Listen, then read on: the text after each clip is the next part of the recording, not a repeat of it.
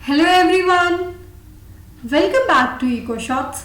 तो आज की क्लास में हम डिस्कस करेंगे सीबीएसई ने इकोनॉमिक्स के सिलेबस में क्या क्या चेंजेस करे हैं।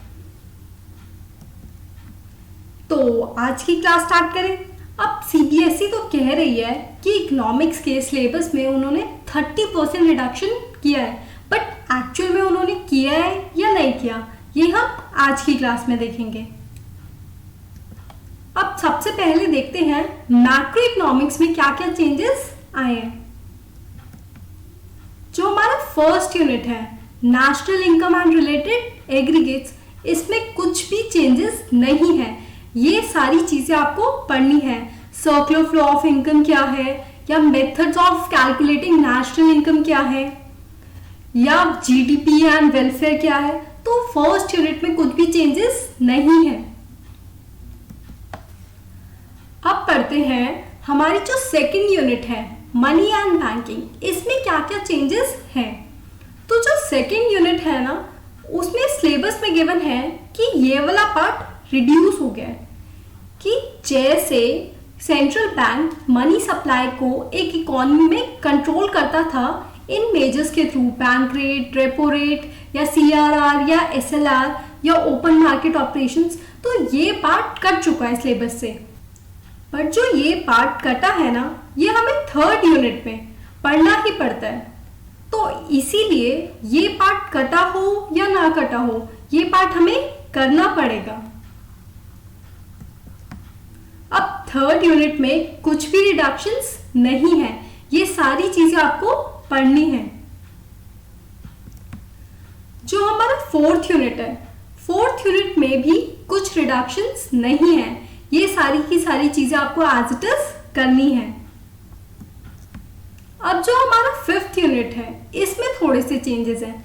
एक तो ये जो बीओपी डेफिसिट की मीनिंग है, ये हमारे सिलेबस में अब नहीं है। और determination of exchange rate in free market, ये भी सिलेबस से डिडक्ट हो चुका है। तो अगर हम देखें कि मैक्रो इकोनॉमिक्स में ओवरऑल क्या चेंजेस आए, कितना रिड्यूस हो गया सिलेबस, तो बस हमारी ये जो डेफिसिट की मीनिंग है ये रिड्यूस हो गया, और determination of exchange rate in free market ये रिड्यूस हो गया। क्योंकि जो सेकंड यूनिट से रिड्यूस हुआ है वो थर्ड यूनिट में तो हमें पढ़ना ही है, तो इसीलिए हमारा सिर्फ फिफ्थ यूनिट से रिडक्शन हुआ है। अब पढ़ते हैं इंडियन इकोनॉमिक डेवलपमेंट में क्या क्या रिडक्शन हुआ है। अब जो हमारी सिक्स्थ यूनिट है, तो इसमें कुछ भी रिडक्शन नहीं हुआ है, ये सारा आपको करना है। अब जो हमारी सेवेंथ यूनिट है current challenges facing Indian economy, इसमें ही मेजर चेंजेस आए हैं। क्या क्या चेंजेस आए हैं? एक तो ग्रोथ ऑफ एजुकेशन सेक्टर, जो हमें इसमें पढ़ना होता था ह्यूमन कैपिटल फॉर्मेशन में, ये अब सिलेबस में नहीं है।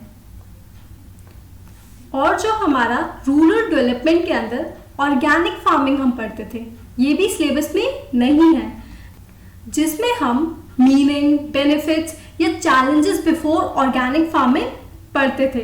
तो अब ये हमारे सिलेबस में नहीं है।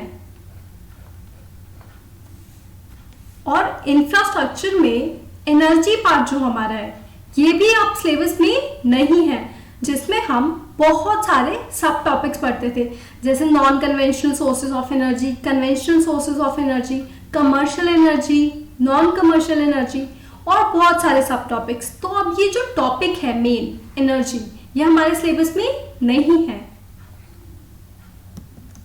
और जो हमारा 8th यूनिट है, इसमें आपको सारे कंपैरिजन पढ़ने हैं।